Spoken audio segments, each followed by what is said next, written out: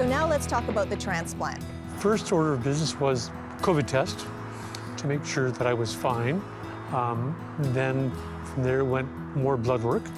And what I found out they did was mix our blood to find out if there was anything would happen in the match. Because of course our blood will now be mixed. And that was step one.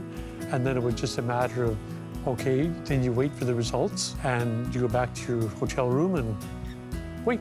And it just, again, this is another nerve-wracking procedure that has got to be done.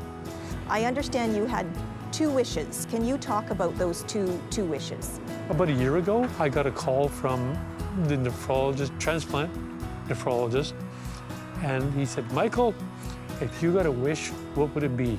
So I sat there for a second, and I went, I'm going to be greedy. I want 2 wishes. Okay, what are they? I said, I want a kidney, and I want it transplanted the same day, the day I failed. And I got them both within 2 weeks. How do we explain that? Somebody's looking after me. Creator. What else is happening leading up to the transplant? Were you scared? No, anxious. There's a difference. I'm not sure I know what's going to happen, but I don't know how it's going to happen. I know the day it's going to happen. I found out the time I'm to be in the hospital, and we also found out that Scott's to be there hours before me, because of course, I guess the first step is taking his kidney out, and then there's no sense having me there opened with the kidney not even come out yet. So you just kind of bide your time and just, what we did was we hung out with Scott and his sister, and then our son came over, and then I went for my last dialysis on the Sunday before transplant, which was the last one. And that was nice to know that I walked out of that dialysis clinic going, I'm not coming back. It saved my life, over and over and over again, but we're done. It's time to turn the page on that chapter. We're moving on, and it's going to start tomorrow. And what about you, Sharon? How are you feeling?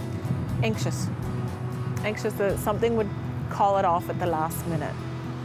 Because until it's done, it's not, there's always the chance that something could happen that it's not going to get done. So I think for me, that was the big thing, was just the waiting and the anxiousness of having it happen. And because of COVID, our son couldn't come into the hospital and sit with us, and there was, there was the little things that are a little bit different because of COVID. So yeah, and that made it a little bit more anxious too, as well. Hey everyone, thanks for stopping by Kidney Plugged In.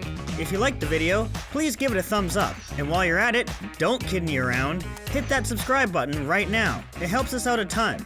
If you want to check out the next part in the series, click here. If you'd like to watch other inspiring and heartwarming patient stories, well then slide on over here.